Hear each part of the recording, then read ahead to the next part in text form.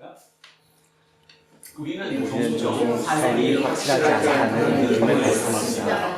그럴 때마다 놀라기도 거기서 벗어나려고 다른 것에 열광적으로 내가기도 합니다. 삶의 기준은 우리 자신이 아니라 하나님이기에 하나님의 손에 들리는 것이 삶의 확실성이 이르는 최선의 길입니다. 장동하는 소리 있어 사람 기뻐하도다. 하늘 아버지의 이름 거룩거룩하도다. 세상 사람 찬양하자. 거룩하신 하나님께 할렐루야 할렐루야 할렐루야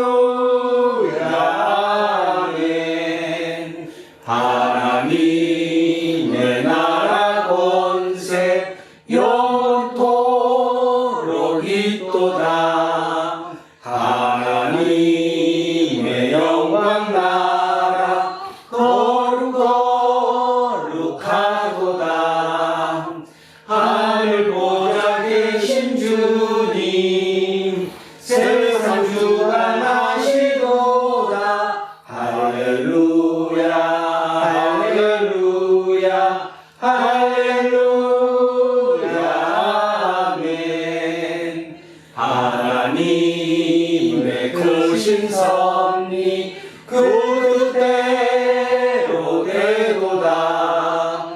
우리 아버지의 뜻은 거룩거룩하도다. 주여 속히 임하셔서 기쁜 날을 주옵소서. 할렐루야 할렐루야 할렐루야 아멘 아멘. 태초에 하늘과 땅과 그 안에 모든 것을 창조하셨으며 마지막 때 큰 능력으로 세상을 완성하신 하나님, 우리는 지금 하나님을 예배하기 위해서 여기 있습니다. 우리 자신만이 아니라 세상의 사람들을 대신하여 하나님께 진리와 능력 우리를 드리니 하나님은 홀로 고유 영광을 받아 주십시오. 하나님이 유일한 천주이시고 예수 그리스도가 부활의 주님이시며 성령이 참된 생명의 영원한 사실을 우리 모두 충만하게 경험하는 시간이 되기를 바랍니다. 우리의 삶에서 이 사실보다 더 중요하거나 더 시급하거나 더 본질적인 것이 없기 때문입니다. 우리의 모든 필요를 항상 넉넉히 채우시며 영원토록 성부와 성령과 함께 한 하나님으로 살아계시며 세상 마지막 때 심판을 주님을 가져오실 우리 주 예수 그리스도의 이름으로 기도합니다. 아멘. 자비로우신 하나님, 우리를 불쌍히 여겨 주십시오. 소유와 오락이 우상처럼 작동되는 이 세상 속에서 하나님을 믿는 우리도 떠밀리듯이 살고 있습니다. 하나님으로부터의 안식을 외면하는 세상 사람들과 다를 게 없다는 사실을 인정하지 않을 수 없습니다. 주님, 우리를 불쌍히 여겨 주십시오. 지역과 지역, 세대와 세대, 계층과 계층 사이에 분열과 대립이 이 사회에 차고 넘칩니다. 서로를 향한 적대감이 혹은 위선이 여전히 팽배합니다. 하나님의 정의와 평화가 부정당하고 있습니다. 우리를 불쌍히 여겨 주십시오. 예수 그리스도의 이름으로 기도합니다. 아멘. 기도합니다.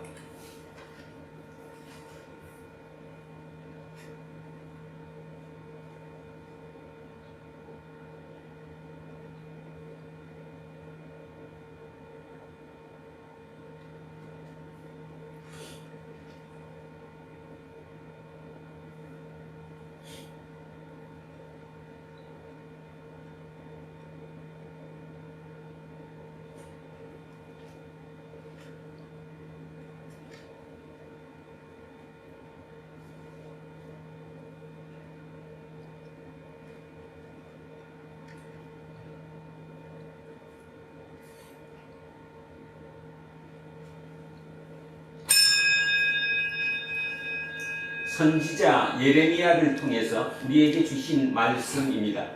내가 그들을 내게 범한 모든 죄악에서 정하게 하며 그들이 내게 범하며 행한 모든 죄악을 사할 것이라. 저는 예배를 인도하는 목사로서 이 복된 말씀이 우리 모두에게도 약속으로 주어졌다는 사실을 알려드립니다. 하나님에게서 용서받은 사람으로서 이웃의 잘못도 기꺼이 용서하십시오. 아멘. 자리에 앉아 주십시오. 407장 연속하겠습니다. 407장입니다.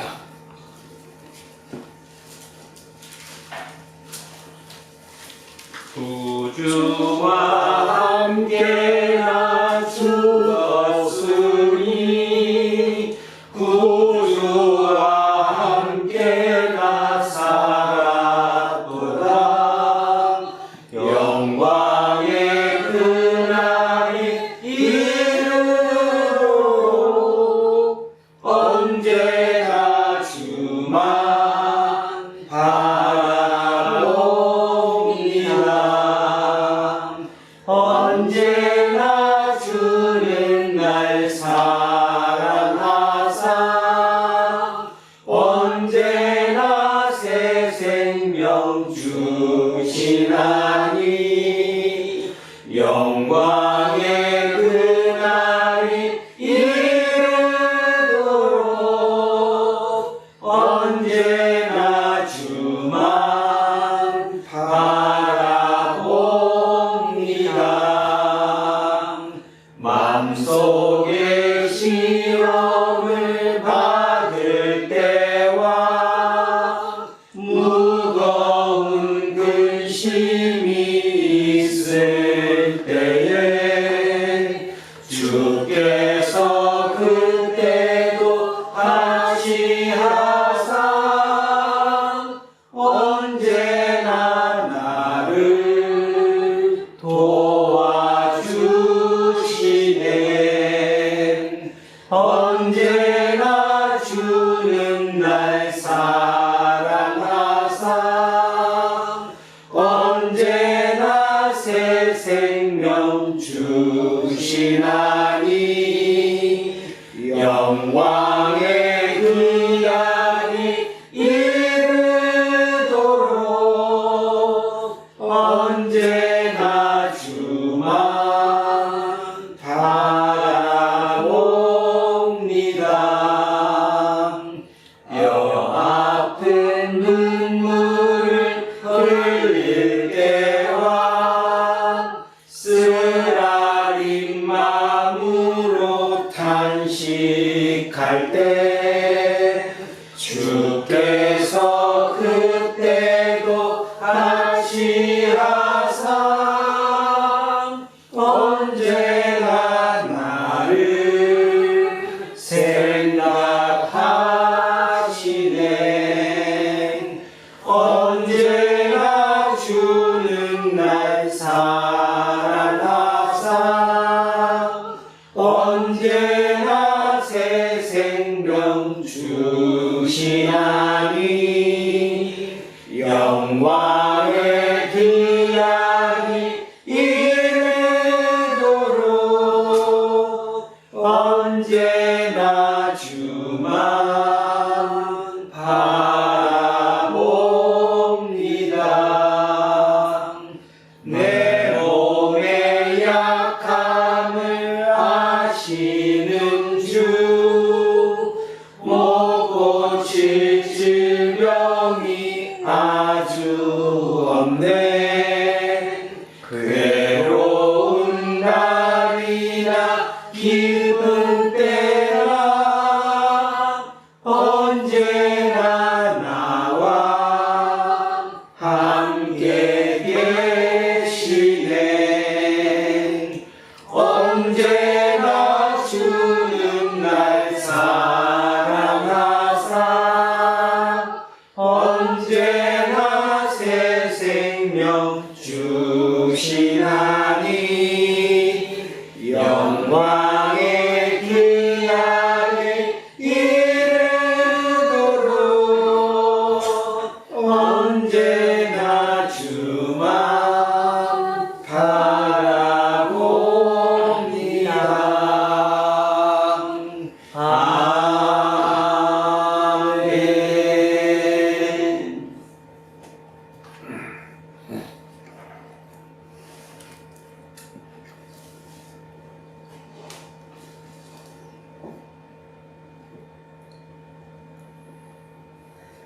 사랑의 주님, 예수님, 우리를 대신해 십자가에 못 박혀 사흘 만에 부활하신 주님, 나를 믿고 내가 사는 것처럼 그렇게 살다 주님께 오라 했는데 우리는 여전히 현재의 삶에 발목 잡혀 스스로 죄인이 되어 살고 있습니다. 주님, 이 주신 교훈의 말씀, 이 우리의 삶이 전부로 살 수 있게 힘과 능력을 다하여 주시기를 원합니다. 믿음, 소망, 사랑, 믿음을 가져야 성령의 능력이 우리에게 체험할 수 있음을 믿습니다. 성령 하나님, 우리에게 믿음, 소망, 사랑의 성령의 세례를 우리에게 내려주시는 은혜를 베풀어 주시옵소서. 하나님, 은혜가 우리에게 임하면 사랑 안에 율법도 지킬 수 있고 또 미래의 소망도 꿈꿀 수 있는 능력의 일꾼들이 다 될 수 있다고 믿습니다. 사랑의 주님, 우리에게 지혜의 은사를 베풀어 주시옵소서. 그리하여 이 세상에서 살아갈 때 바른 통찰력으로 인해 보항되게 귀한 생명을 탕진하지 않게 도와주시기를 간절히 원합니다. 그리하여 참으로 생명의 길이 무엇인지 알고 한 걸음 한 걸음 이 세상을 살아갈 수 있도록 은혜에 은혜를 다하여 주시기를 간절히 원합니다. 그리하여 주님 앞에 아름다운 사명을 깨달은 항상 기뻐하며 감사의 삶을 살 수 있게 인도하여 주시옵소서. 오늘 이 자리에 임하여 주신 주님, 우리에게 성령의 능력을 더입혀 주셔서 우리가 현재 이 삶을 살아가는데 믿지 않는 많은 인생들과 구별되어 거룩함이 무엇인지 삶으로 느끼고 체휼할 수 있는 긍휼의 은혜를 베풀어 주시기를 간절히 원합니다. 우리의 젊은이들이 믿음을 알므로 은혜를 깨닫고 참으로 이 세상을 살아갈 때 아무런 부모에게 받은 유산이 없더라도 하나님의 유산으로 말미암아 자긍심을 갖고 기쁘게 살아갈 수 있도록 은혜의 힘을 더하여 주시기를 간절히 원합니다. 그리하여 주님을 믿는 우리들이 자긍심이 넘쳐서 아름다운 소망의 삶을 살 수 있게 힘과 능력을 다하여 주시고 참으로 육체의 연약함으로 인하여 이 세상에 지지 않도록 주님 믿음을 참으로 그 믿음이 가슴 가운데 꼭 박힐 수 있도록 주님 역사하여 주시옵소서. 주님이 선택하셨습니다. 이 두란노 교회 주님이 선택하셔서 참으로 사명을 받은 생명들이 여기에 모였습니다. 우리가 몇 되지 않는 주님의 제자들이지만 참으로 세상에 나가서는 10배, 20배, 30배, 100배의 결실을 거둘 수 있는 믿음의 참 열매가 될 수 있도록 은혜를 다하여 주시고 목사님의 입술이 칼과 검이 되어서 참으로 우리의 양심을 찌르고 하나님의 말씀이 우리 가슴에 박혀서 세상을 살아갈 때 그 말씀대로 우리는 살 수 없지만 성령의 하나님이 계심으로 살아내어서 세상이 우리를 볼 때 참으로 하나님을 보는 그런 거룩함이 임하여 있는 밝은 얼굴들이 될 수 있도록 은혜를 다하여 주시옵소서. 하나님, 이 자리에 참석 못한 많은 성도들이 있습니다. 참으로 먹고 삶이 힘들어서 이 예배를 사모하지만은 참석 못하였습니다. 그들을 더욱 사랑으로 감사해 주시고 하나님을 잊지 않게 하여 주시옵소서. 우리에게 오늘 동일한 은혜를 주시고 하나님이 처음과 끝 시중의 예배를 홀로 영광 받아 주시기를 간절히 원하며 이 모든 말씀 예수님 이름으로 기도드리옵나이다. 아멘. 인사하겠습니다. 조금 손해보고 삽시다. 조금 손해보고 삽시다. 하나님 사랑합니다. 하나님 사랑합니다. 목사님을 사랑합니다. 이문수님을 사랑합니다. 김재우님을 사랑합니다. 이영옥님을 사랑합니다. 이어뜸님을 사랑합니다. 이영민님을 사랑합니다. 윤정수님을 사랑합니다. 안명관님을 사랑합니다. 이정근님을 사랑합니다. 김재세님을 사랑합니다. 우리 천교수님을 사랑합니다. 우리 모두를 사랑합니다. 기도하겠습니다. 말씀으로 세상을 창조하신 하나님, 주님의 말씀은 우리 발 앞을 비추는 등불이요 진리에 이르는 빛이며 만물을 존재하게 하는 능력입니다. 지금 우리에게 진리의 영을 허락하시어 하나님의 말씀에 집중하도록 우리를 도와주십시오. 우리 주 예수 그리스도의 이름으로 기도합니다. 아멘. 첫째 말씀 사무엘 하로 갑니다. 구약성서 479쪽입니다. 구약성서 479쪽 사무엘 하 12장 1절에서 13절 전반절까지입니다. 13절 전반절까지. 자, 사무엘하 479쪽 12장 1절에서 13절 전반절까지입니다. 시작합니다. 여호와께서 나단을 다윗에게 보내시니 그가 다윗에게 가서 그에게 이르되 한 성읍에 두 사람이 있는데 한 사람은 부하고 한 사람은 가난하니 그 부한 사람은 양과 소가 힘이 많으나 가난한 사람은 아무것도 없고 자기가 스스로 기르는 작은 암양 새끼 한 마리뿐이라. 그 암양 새끼는 그와 그의 자식과 함께 자라며 그가 먹는 것을 먹으며 그의 잔으로 마시며 그의 품에 누움으로 그에게는 딸처럼 되었거늘 어떤 행인이 그 부자에게 오매 부자가 자기에게 온 행인을 위하여 자기의 양과 소를 아껴 찾지 아니하고 가난한 사람의 양 새끼들을 빼앗아다가 자기에게 온 사람을 위하여 잡았나이다 하니 다윗이 그 사람으로 말미암아 노하여 나단에게 이르되 여호와의 살아계심을 두고 맹세하노니 이 일을 행한 그 사람은 마땅히 죽을 자라.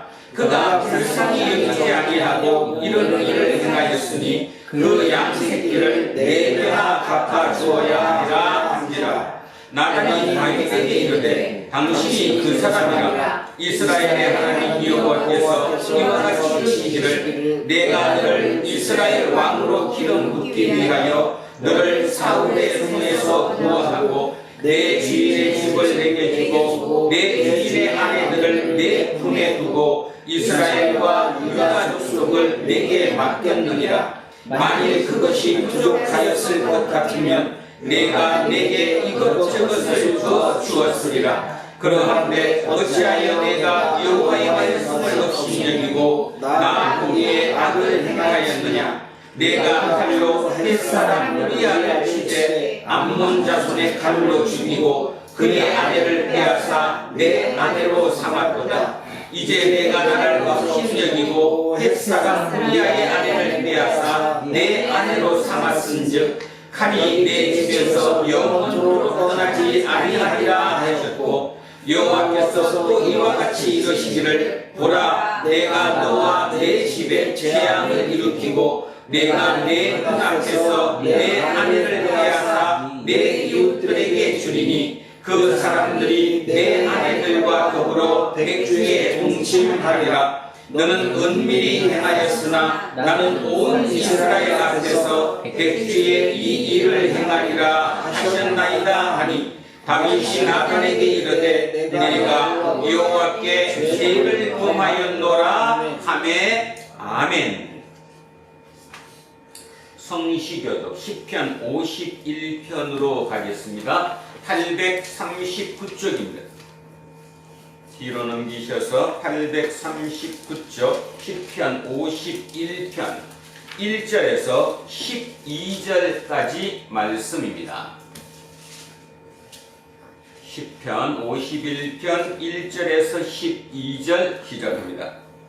하나님이여 주의 인자를 따라 내게 은혜를 베푸시며 주의 많은 긍휼을 따라 내 죄악을 지워 주소서. 나의 죄악을 마음같이 씻으시며 나의 죄를 깨끗이 제하소서. 무릇 나는 내 죄가를 아오니 내 죄가 항상 내 앞에 있나이다. 내가 주께만 범죄하여 주의 목전에 악을 행하였사오니 주께서 말씀하실 때에 의로우시다 하고 주께서 심판하실 때 순전하시다 하리이다. 내가 죄악 중에서 출생하였으며 어머니가 죄 중에서 나를 잉태하였나이다. 보소서 주께서는 중심이 진실함을 원하시오니 내게 지혜를 은밀히 가르치시리이다. 우설쇼로 나를 정결하게 하소서. 내가 정하리이다. 나의 죄를 씻어 주소서. 내가 눈보다 이리이다. 내게 즐겁고 기쁜 소리를 들려주시사 주께서 꺾으신 뼈들도 즐거워하게 하소서. 주의 얼굴을 내 죄에서 돌이키시고 내 모든 죄악을 지워주소서. 하나님이여 내 속에 정한 마음을 창조하시고 내 안에 정직한 영을 새롭게 하소서. 나를 주 앞에서 찾지 마시며 주의 성령을 내게서 거두지 마소서. 주의 구원의 즐거움을 내게 회복시켜 주시고 자원하는 심령을 주사 나를 붙들소서. 아멘. 세 둘째 말씀입니다. 에베소서로 갑니다. 신약성서 313쪽입니다. 신약성서 313쪽 에베소서 4장 1절에서 16절까지 말씀입니다.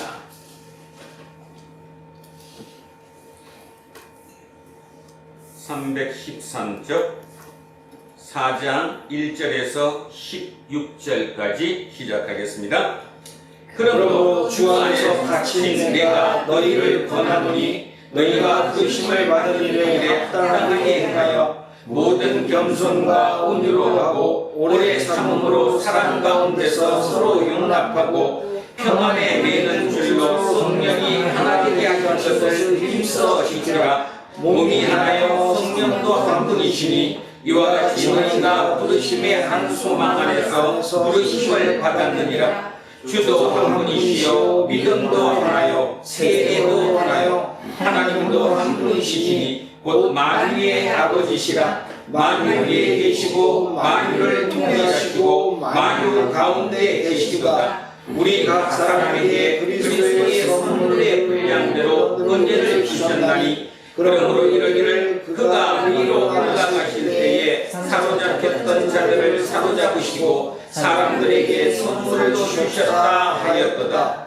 올라가셨다 하였은즉 땅 아래에 낮은 곳으로 내리셨던 것이 아니면 무엇이냐. 내리셨던 그가 곧 모든 하늘 위에 오르시자니 이는 만물을 충만하게 하려 하심이라. 그가 어떤 사람은 사도로 어떤 사람은 선지자로 어떤 사람은 복음 전하는 자로 어떤 사람은 목사와 교사로 삼으셨으니 이는 성도를 온전하게 하여 봉사의 일을 하게 하며 그리스도의 몸을 세우려 하시리라. 우리가 다 하나님의 아들을 믿는 것과 아는 일에 하나가 되어 온전한 사랑을 이루어 그리스도의 장성한 분량이 충만한 때까지 이르리니 이는 우리가 이제부터 어린아이가 되지 아니하여 사람의 속임수와 간사한 유혹에 빠져 온갖 교훈의 풍조에 밀려 요동하지 않게 하려 함이라. 오직 사랑 안에서 참된 것을 하여 범사에 그에게까지 자랄지라. 그는 머리니 곧 그리스도라. 그에게서 온 몸이 각 마디를 통하여 도움을 받음으로 연결되고 결합되어 각 지체의 분량대로 역사하여 그 몸을 자라게 하며 사랑 안에서 스스로 세우느니라. 아멘. 셋째 말씀 요한복음으로 내려옵니다. 153쪽입니다. 153쪽 요한복음 6장 24절에서 35절까지 말씀입니다. 앞쪽으로 내려오셔서 153쪽 요한복음 6장 24절에서 35절 말씀입니다. 시작하겠습니다. 무리가 거기에 예수도 안 계시고 제자도 없음을 보고 곧 배를 타고 예수를 찾으러 가버나움으로 가서 바다 건너편에서 만나 라비야 언제 오셨나이까 하니 예수께서 대답하여 이르시되 내가 진실로 진실로 너희에게 이르노니 너희가 나를 찾는 것은 표적을 본 까닭이 아니요 떡을 배고픈 까닭이로다. 썩을 양식을 위하여 일하지 말고 영생하도록 있는 양식을 취하여 하라. 이 양식은 인자가 너희에게 주리니 인자는 아버지 하나님께서 인치신 자니라. 그들이 묻되 우리가 어떻게 하여야 하나님의 일을 하오리이까? 예수께서 대답하여 이르시되 하나님께서 보내신 일을 믿는 것이 하나님의 일이라 하시니 그들이 묻되 그러면 우리가 보고 당신을 믿도록 행하시는 표적이 무엇이니까? 하시는 일이 무엇이니까? 기록된 바 하늘에서 그들에게 떡을 주어 먹게 하였다 함과 같이 우리 조상들은 광야에서 만나를 먹었나이다. 예수께서 이르시되 내가 진실로 진실로 너희에게 이르노니 모세가 너희에게 하늘로부터 떡을 준 것이 아니라 내 아버지께서 너희에게 하늘로부터 참떡을 주시나니 하나님의 떡은 하늘에서 내려 세상에 생명을 주는 것이니라. 그들이 이르되 주여 이 떡을 항상 우리에게 주소서. 예수께서 이르시되 나는 생명의 떡이니 내게 오는 자는 결코 줄이지 아니할 터이요 나를 믿는 자는 영원히 멸망하지 아니하리라. 아멘. 오늘 주신 말씀입니다. 로마서 10장 9절에서 15절까지 말씀입니다. 자, 천천히 합독하시겠습니다. 머릿속으로 생각하시며 자, 9절부터 천천히 시작합니다.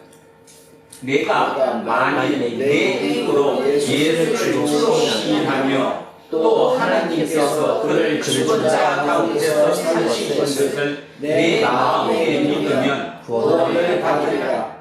사람의 마음으로 믿어 의에 이르고 입으로 시인하여 구원에 이르느니라. 성경에 이르되 누구든지 그를 믿는 자는 부끄러움을 당하지 아니하리라 하니 유대인이나 헬라인이나 차별이 없습니다. 한 분이신 주께서 모든 사람에게 주가 되사 그를 부르는 모든 사람에게 부요하시도다. 누구든지 주의 이름을 부르는 자는 구원을 받으리라. 그런즉 그들을 믿지 아니하는 이를 어찌 부르리요 듣지도 못하기를 어찌 믿으리요 전파하는 자가 없이 어찌 들으리요 보내심을 받지 아니하였으면 어찌 전파하리요 기록된 바 아름답도다 좋은 소식을 전하는 자들의 발이여 함과 같으니라. 아멘.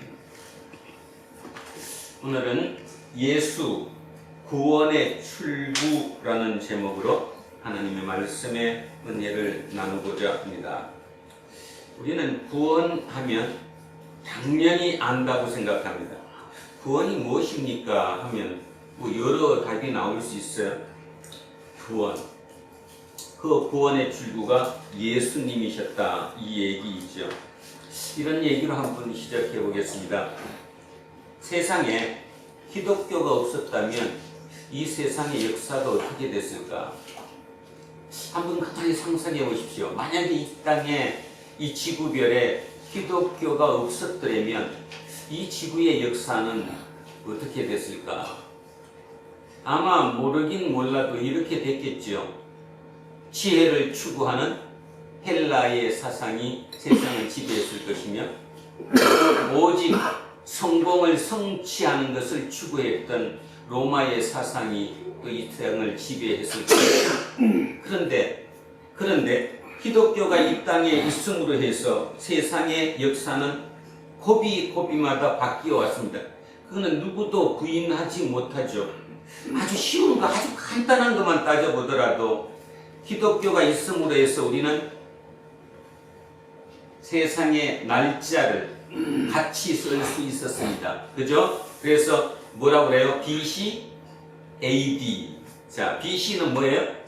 Before Christ. 그러니까 예수님 이전이라는 거죠. 그리스도 이전. AD는 뭐예요? AD? 아노 도미니. 도미니. 아노는 해라는 거고 해. 몇 년 이런 뜻이고 도미니는 주님이라는 뜻입니다. 오늘도 주라는 이름이 나오는데 미리 먼저 한번 말씀드리면 우리 한문식 표현으로는 주 또는 주님이라고 그러죠. 주인이에요. 주님. 헬라어로는 주를 뭐라고 부르느냐? 퀴리오스, 퀴리오스 이렇게 얘기합니다. 퀴리오스. 자, 헬라어. 라틴어로는 뭐라고 그럴까요? 라틴어로 바로 도미누스입니다. 도미누스. 그래서 아까 아노 도미니가 뭔 뜻이에요? 도미니 주님 또는 도미누스 주님. 그 다음에 주님의 해라는 거죠. 아노가 해니까 아노 도미니. 그래서 주님의 해. 지금은 AD 몇 년이에요? 2024년이에요. 전 세계 이 지구별의 모든 사람들이 똑같은 역을 사용을 해요. 그래서 2024년이에요. 누구로부터? 주님의 해로 시작해서 축적되고 쌓여서 지금 2024번째 해다 그런 뜻이죠. AD. 도민이라는 말은 주인, 주님 이런 뜻입니다. 자, 그래서 하긴 공부 하나 했습니다. 헬라어로는 뭐라고 그런다고요? 퀴리오스. 라틴어로는 도미누스 또는 도미니 이렇게 얘기한다고 했습니다. 그러니까 세계 역사가 어쨌든 같은 달력을 쓸 수 있었던 것도 주님을 기준으로 했다는 거죠. 또 전 세계적으로 많은 이름 중에 많이 쓰는 이름도 결국 예수님의 제자 이름에서 대부분 나왔죠. 유명한 영화배우 톰 크루즈 이름이 뭐예요? 톰이에요. 톰을 다른 말로 성경에서 뭐라고 그래요? 도마. 그래서 토마스입니다. 그죠? 토마스라고도 하고 톰이라고도 부르죠. 요한을 뭐라고 그러죠? 존이라고 그러죠. 그 다음에 베드로를 뭐라고 그래요? 피터. 자, 이렇게 피터, 존, 그 다음 제임스, 야고보는 제임스이죠. 이런 이름들도 결국 예수 그리스도의 12 제자의 이름을 통해서 그 이름들을 많이 사용해서 결국 세계 역사가 그렇게 됐다. 영향을 받았다는 뜻이지요. 우리가 잘 알고 있는 휴바이처나 마더 테사 스녀님이 되거나 페스탈로치 이런 사람들이 세계 역사를 바꿨습니다. 결국 바꾼 게 자기의 뭐로 바꾼 거예요? 희생을 통해서. 오늘도 우리 사모님 기도할 때 계속 그런 사명이라는 표현을 쓰셨지만 결국 기독교가 있었기 때문에 그 기독교의 예수의 가치를 추구하고 예수의 가치를 깨달은 사람들이 그 예수의 삶을 내가 살겠다. 그게 뭐예요? 사명이에요. 사명. 그 사명을 깨달은 자들에 의해서 이 세상은 엄청난 영향을 받았고 고비고비 순간순간마다 물결이 휘어져서 역사가 이렇게 이어졌다라는 거죠.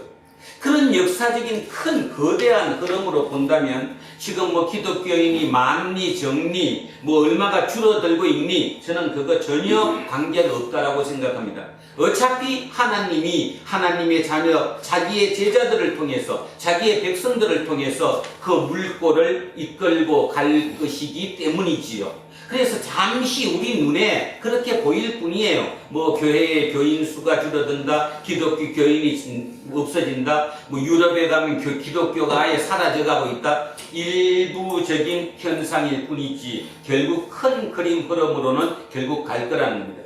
성경에 우리 이사야 할 때 배웠잖아요. 하나님은 꼭 믿는 사람이 아닐지라도 도구로 사용하셔야 안 하셔요? 해요. 그러니까 세계의 역사는 꼭 믿는 사람만 있다고 해서 역사가 바뀌는 건 아니에요. 가장 대표적인 바벨론의 누구? 너부갓네살을 통해서 세계 역사를 바꿨어요. 너부갓네살은 원래 하나님을 믿던 사람이 아니었음에도 불구하고 하나님의 손길을 통해 하나님의 그 이끄심을 통해 그런 역사를 이끌어낸다라는 거죠. 그런 면에서 기독교는 굉장히 중요한 건데 그럼 이유가 뭐냐는 거죠. 왜 기독교가 있음으로 해서 이 세상 역사가 이렇게 변해왔느냐. 가장 중요한 게 뭐냐? 그러면 그 질문을 바꿔서 제가 여러분에게 이렇게 질문하겠습니다. 예수를 믿는 이유가 무엇입니까? 예수 왜 믿습니까? 대답은 안 나오지? 예수를 왜 믿습니까? 예수를 믿는 이유가 무엇입니까? 그러면 뭐라고 답해야 돼요? 구원받으려고. 정답을 해줘, 그죠? 구원받으려고. 그러면 이제 중요한 게 그 다음이고. 구원이 뭐예요? 그러면 이제 명확해지죠. 오늘 그 얘기를 하는 겁니다. 사도 바울이 로마 교회 교인들에게 구원에 대해서 얘기한다는 거예요. 우리는 이 얘기를 식상하게 듣지만 2000년 전 이 편지를 받았던 로마 교회 교인들의 마음이 한번 되어 본다면 얼마나 이 말씀이 절절했을까, 그 말씀이 어떻게 그들에게 미쳤을까를 생각하면서 오늘 얘기를 들으셔야 합니다. 구원을 받아야 된다. 그럼 구원이 뭐냐? 오늘 여러분들도 구원이 뭔가에 대해서 확실히 마음속에 새겨지는 시간이 되기를 소망합니다. 자, 주보 뒤에 상마루 서신에 있는 글에서 제가 짧은 글을 하나 인용해 왔습니다. 한번 짧은 얘기니까 얘기 한번 읽고 시작을 하겠습니다. 구원과 진리를 얻고자 하면 어떻게 되느냐라는 제목이었는데요. 자, 믿음에 큰 서성이 있었습니다. 한 젊은이가 찾아와 청했습니다. 선생님, 제가 구원과 진리를 얻기 원합니다. 그러자 스승이 말했습니다. 부모님 묘소에 다녀오게. 묘소를 다녀오자 물었습니다. 무엇하고 왔는가? 예, 아주 오랜만에 술 한잔 바치고 왔습니다. 그러자 그를 돌려보냈습니다. 그 후에 다른 이가 찾아와 구원과 진리를 얻기 원한다고 하자 말하였습니다. 부모님의 묘소를 다녀오게. 묘소를 다녀오자 물었습니다. 무엇하고 왔는가? 예, 울다가 왔습니다. 제가 얼마나 불효자였는지 깨달아서 눈물이 났습니다. 스승은 그도 돌려보냈습니다. 그러자 곁에 있던 제자가 물었습니다. 선생님, 그래도 불효자임을 알고 눈물을 흘렸다면 도덕성이 있는데 어찌 그냥 보내십니까? 스승이 대답하였습니다. 도덕성이 구원과 진리를 얻게 하는 것이 아니네. 도덕에 영생이 있지 아니하네. 사회적일 뿐이지. 그 후 또 다른 이가 찾아와 구원과 진리를 얻기 원한다고 하자 말하였습니다. 부모님 묘소를 다녀오게. 묘소를 다녀오자 물었습니다. 무엇하고 왔는가? 예, 울다가 왔습니다. 해골이 되어 누워 계신 부모님을 생각하니 저 또한 그리 될 것을 생각하며 눈물이 났습니다. 스승은 기꺼이 그를 제자 삼아 구원과 진리의 길로 들어서게 하였습니다. 영생을 구하는 자에게만 주님은 구세주가 되십니다. 여러분, 왜 스승이 울다 왔다는데, 근데 운 이유가 뭐예요? 불효자라서. 불효자라서 우는 사람은 돌려보냈잖아요. 제자 안 삼았잖아요. 네. 그러니까 세 번째 사람은 울다 왔다는데 왜 제자로 받았어요? 자기도 죽을 걸 아니까. 지금 그 묘소에 해골이 되어 누워있을 우리의 유한함을 보고 왔다라는 거죠. 절망을 보고 왔다라는 거예요. 구원받을 길이 없다는 걸 보고 왔다는 거예요. 만약에 죽음이 끝이라면 그 묘소에 해골로 남아있는 그것이 우리의 모습이 끝이라면 그 답답한 거 아니에요? 바로 그겁니다. 거기서부터 뭐가 일어나는 거예요? 구원이 일어나는 거예요. 구원이 다른 말로 뭐예요? 영생이에요. 영생은 뭐예요? 영원이에요. 다시 한번 조금 더 다르게 표현을 하겠습니다. 이 지구별을 우리는 3차원의 세계라고 합니다. 이 3차원은 뭐의 지배를 받고 있는데? 시간의 지배를 받고 있죠. 그래서 우리는 지금 시간의 지배를 받아서 저도 이렇게 머리가 하얘지고 있고, 그죠? 우리 이제 제세도 이제 얼마 가면 이제 나중에 가면 너처럼 이렇게 될 거예요. 지금은 씨 붙지만 이렇게 될 거라니까? 결국 뭐의 지배를 받기 때문이에요? 시간 속에 갇혀 있기 때문이에요. 시간 속에 갇혀 있어요. 그 시간 속에 갇혀 있는 데서 빠져나오는 게 그게 뭐예요? 구원이에요.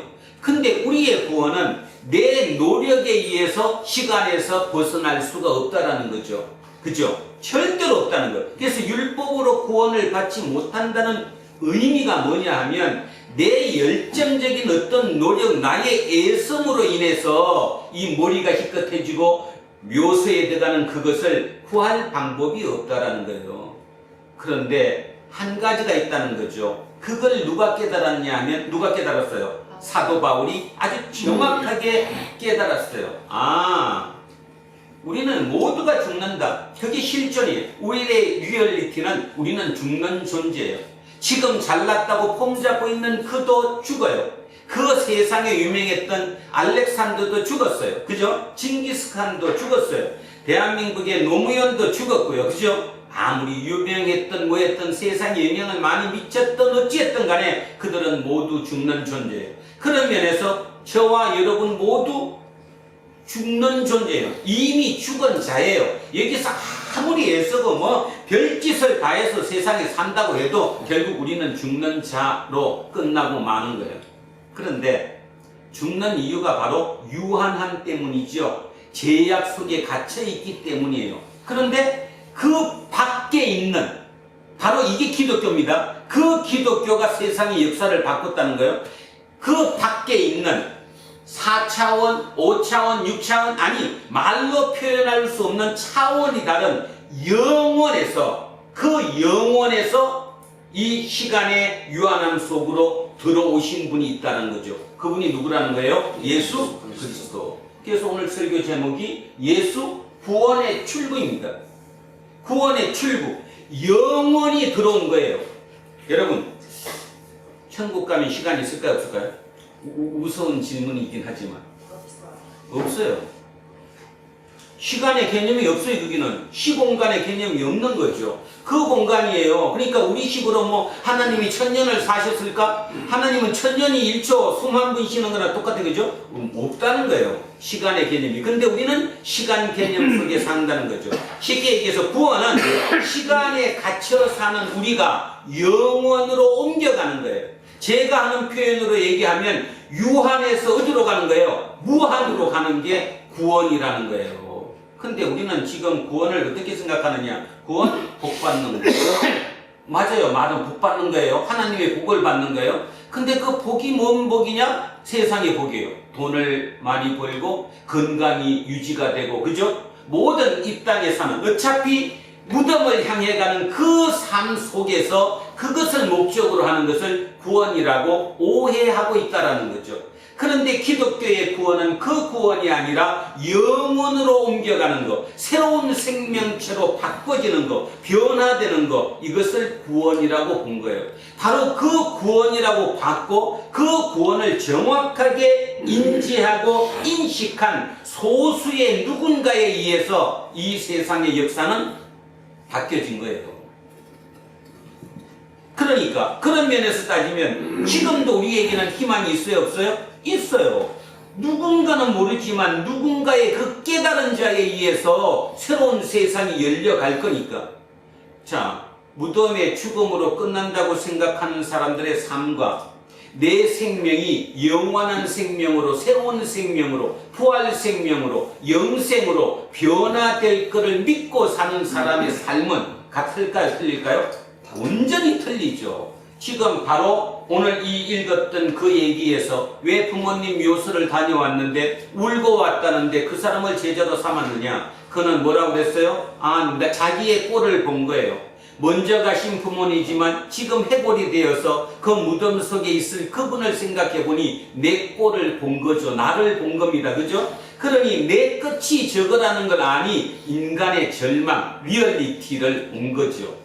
그러면 거기서부터 출발이 되는 거예요. 아, 내가 그런 존재이구나. 그러면 그것에 벗어날 수 있는 길이 있을까 없을까? 기독교는 있대요 없대요?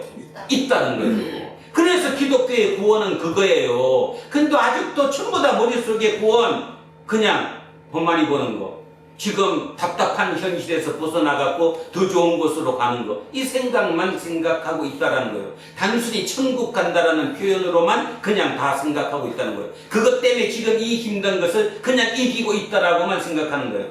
그것이 아니고 이미 천국 백성으로 구원을 받은 사람으로서 그죠? 구원을 받은 자로서 사명을 감당하기 위해 내가 그렇게 살고 있는 거예요.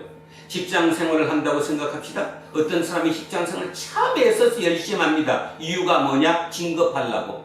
근데 누군가는 진짜 열심히 합니다. 진급하려고가 아니라 구원받은 자로서 그게 나에게 맡겨진 사명이라고 생각하기 때문에 차원이 같아요? 틀려요? 달라요. 완전히 틀려요. 사원이 같은 차원이 전혀 아닌 거죠.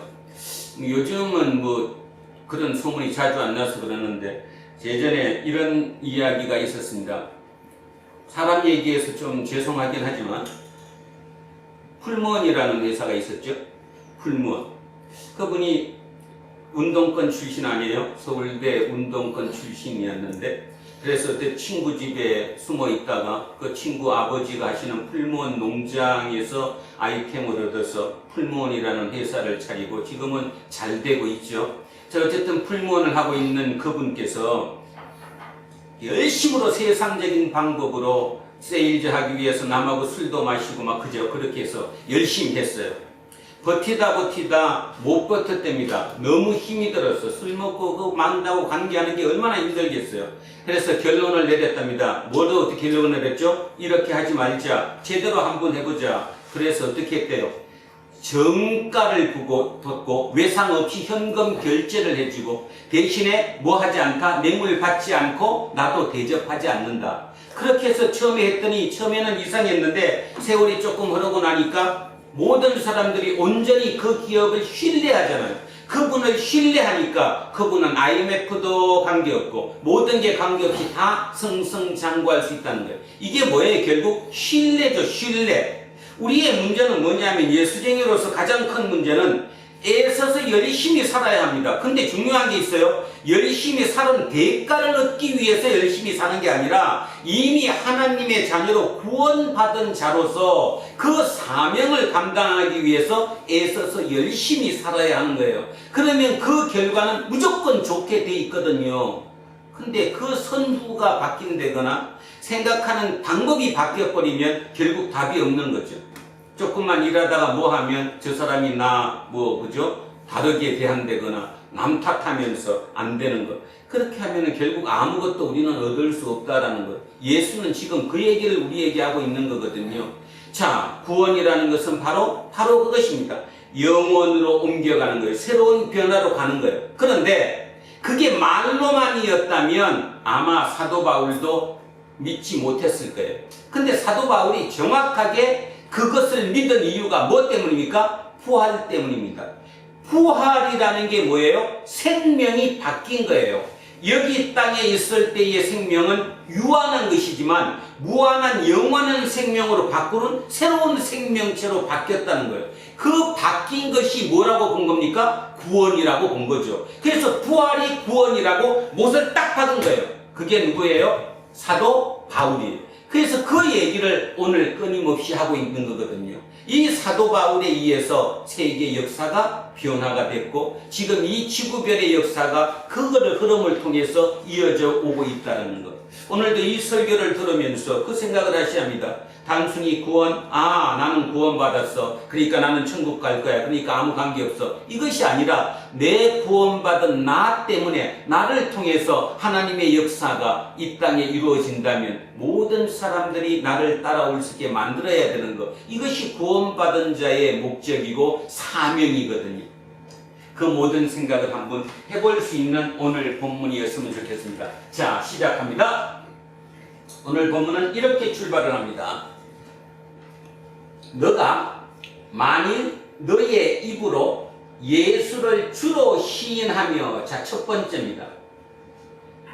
내 입으로 예수를 주로, 자, 주가 뭐라고 그랬죠? 헬라어로 주, 헬라어로 뭐라고 그랬어? 퀴리오스. 그 다음에 라틴어로 도미누스 또는 도미니. 자, 주로 시인하래. 자, 첫 번째입니다. 구원받기 위해서는 주로 시인하래요. 그럼 잠깐 2000년 전으로 돌아갑니다. 2000년 전으로 돌아가서 퀴리오스가 누구를 부르는 호칭이에요? 누구를? 황제를 불어넣었지. 황제를 불어넣는 황제를 퀴리오스라고 그랬고 황제를 도미누스라고 그랬어요. 그죠? 그 황제를 부르는 거예요. 근데 실은 가만히 생각하면 황제는 도미누스가 맞아요, 안 맞아요? 맞아요. 왜? 사람의 생사 여탈권을 황제가 가지고 있으니까. 그 시대만 해도. 그러니까 황제를 퀴리오스 주라 부르는 것은 뭐 당연한 말처럼 맞아요. 그리고 그 시대에 그 상각이 어땠어요? 황제는 인간이다, 신이다. 신이에요. 신이 인간의 모습으로 나온 거죠. 그죠? 신을 의미했기 때문에 황제가 도미누스, 황제가 퀴리오스라고 부르는 것은 뭐 전혀 부담감 없이 당연하다고 느꼈어요. 그래서 그 시대를 황제 숭배 시대라고 그러죠. 황제 숭배 사상이 아주 만연했던 시대니까. 그런데 사도 바울은 지금 뭐라고 얘기하냐면 누구를 주로 시인하라는 거예요? 예수를. 말이 된다고 생각하십니까, 여러분은? 그러니까 다시 얘기하는데 깊이 있게 들어가셔야 합니다. 그냥 근성으로 그냥 들어가면 그 말의 의미를 못 알아듣습니다. 2000년 전 그들이 편지를 받았는데 편지에 뭐라고 적혔냐 하면 도미누스가 또는 퀴리오스가 예수를 그렇게 부르래잖아요. 자기들은 지금 황제를 그렇게 부르고 있는데 그 시대 상황 자체는 황제가 퀴리오스가 맞는데 예수를 부르래요. 부를 수 있을까요? 없을까요? 부를 수 없습니다. 첫째 이유는 뭐냐 하면 신뢰가 가지 않아요. 신뢰가 가지 않는다는 말이 뭔 말인가 하면 황제는 생사 여타권을 갖고 있으니까 당연히 퀴리오스 그래도 아 맞아 이렇게 되는데 예수는 십자가에 죽으신 분이에요. 그리고 지금 있어요 없어요? 없어요. 계시지도 않아요. 뭐 부활했다고는 얘기는 하는데 뭐 본 적도 없어요. 쉽게 얘기하면. 근데 그분을 그래서 그 정치범으로 십자가에 달려 죽으신 그 진짜 비참했던 그분을 퀴리오스라고 부르려니 이거 말이 된다고 생각합니까? 안 되죠. 첫 번째는 바로 그겁니다. 말이 안 되는 일이었고요. 두 번째, 설사 좋다. 그러면 이제 그분을 신이라고 믿자. 부활했다니까. 자, 믿는다고 해도 입으로 시인하기가 어렵습니다. 왜 그러죠? 말 그대로 퀴리오스는 황제를 부르는 이름인데 황제 대신에 예수를 그렇게 부르면 잡혀면 죽어요, 안 죽어요? 잡히면 죽어요. 어디다 대놓고 아니야 도미누스는 황제가 도미누스가 아니라 우리 주 우리 예수님이 퀴리오스야 이렇게 얘기한다면 전부 다 미친놈이라고 그럴 거 아니에요. 그러니까 굉장히 사도 바울은 지금 중요한 얘기를 하고 있는 거예요. 그럼에도 불구하고 당신들이 구원받는 것은 누구를? 예수를 퀴리오스라고 시인할 수 있어야 된다. 시인할 수 있어야 된다. 그러면 또 시인이 뭔지를 해야 되죠. 그럼 길거리 다니면서 예수님 이름을 불러가면서 예수님이 퀴리오스야. 우리 주 예수가 퀴리오스야. 이렇게 하고 댕기는 소리가 아니잖아요. 그죠? 시인한다는 말은 뭐예요? 오늘 우리도 시인하고 있는데 주기도문을 통해서 또는 사도신경을 통해서 주님이라고 시인하고 있죠. 입으로. 예배는 그래서 중요한 거예요. 지금 현재로 따져서 우리가 예수를 주님으로 시인하는 거에 가장 결정적이고 큰 사건은 바로 예배예요. 예배를 통해서 공동체가 한 명이 아니라 여럿이 더불어서 그분이 우리의 주님임을 고백하고 시인하는 겁니다. 그래서 지금은 우리가 예수를 주로 시인하는 게 아무것도 아니에요. 그냥 한다고 생각해요. 근데 실은 최근에 들어와서 그렇진 않죠. 직장을 다닌다거나 밖에 사회생활하면서 내가 예수쟁이야 하고 시인하기가 그렇게 많지 않습니다. 모르죠, 그죠? 그런 사람들 있잖아. 우리 부장님이 예수쟁이 교회 댕기였었어? 뭐 이런 사람도 있고, 그죠? 평소에는 똑같이 자기들과 같이 했는데 나중에 어느 날 문득 알고 봤더니 그분이 교회일날 교회 가더라는 거예요. 그거는 시인이 안 되는 거죠. 시인이란 말. 그래서 첫 번째, 제일 중요한 겁니다. 예수를 주로 시인했습니다. 자, 두 가지 다시 한번 하겠습니다. 2000년 전 그들 입장에서는 주로 시인하기가 어려웠다. 이유는 그때 주로 퀴리오스는 누구였기 때문에? 황제였기 때문에. 근데 황제는 실제로 내 생사 여탈권을 가진 사람이었으니까 충분히 퀴리오스가 맞았지만, 예수 그리스도는 십자가의 정치범으로 몰려서 십자가에 달려 죽으신 그분을 퀴리오스로 고백한다? 참 어려웠다. 두 번째, 실제로 고백하면 황제 숭배 사상이었던 그 시대에 반하는 거기 때문에 나한테 불이익이 컸다. 심하면 죽음도 각오해야 했다. 그걸 알면서도 주라고 고백할 수 있느냐? 만만치 않다라는 것. 우리에게 주는 첫 번째 메시지입니다. 두 번째. 또 두 번째. 하나님께서 그를 죽은 자 가운데서 살리신 것을, 죽은 자 가운데서 살리신 것. 뭐예요 이게? 부활. 부활을 내 마음에 믿으면 구원을 받으리라. 마음에 믿는다. 지난 시간에 했는데 누가 기억하는가 봐요. 마음에 믿는다는 뜻이 뭔 말이에요? 그냥 마음에 믿는다. 마음으로 확실합니다. 옳습니다. 맞습니다. 고백할 수 있는 게 뭐라고 그랬어요? 마음으로 믿는 거라는 거예요. 마음으로 믿는 거는 의심 없이 그것이 옳습니다. 그것이 당연합니다. 그것이 맞습니다. 이 얘기가 바로 내 마음에 믿는다는 거예요. 근데 그 내 마음에 믿는 그것이 뭐예요? 부활했다라는 거예요. 그런데 여러분, 이 편지가 57년도에 쓰였다고 우리는 학자들을 통해서 그렇게 알고 있는데, 57년에 이 편지를 받은 로마 교회 교인들이 예수님을 본 사람이 있을 수는 있겠지만 많을까요? 적을까요? 적겠죠. 그죠? 그거 대부분이 보지 못했을 거예요. 근데 그 보지 못한 그 예수님이 부활했다는 걸 말로는 지금 듣고 있지만 실제적으로 본 사람이 없을 거란 말입니다. 그죠? 그러니 그 부활한 것을 맞습니다. 옳습니다. 틀림없습니다. 그렇게 믿을 수 있겠어요? 못 믿죠. 지금도 못 믿는데 뭐 그때나 지금이나 뭐 어떻게 믿어요?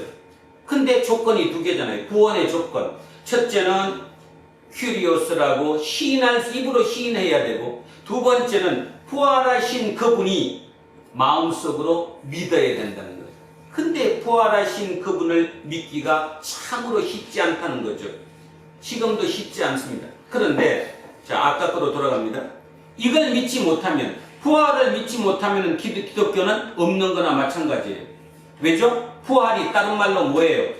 어디로 옮겨간 거잖아요, 지금. 유한에서 무한으로 옮겨간 거잖아요.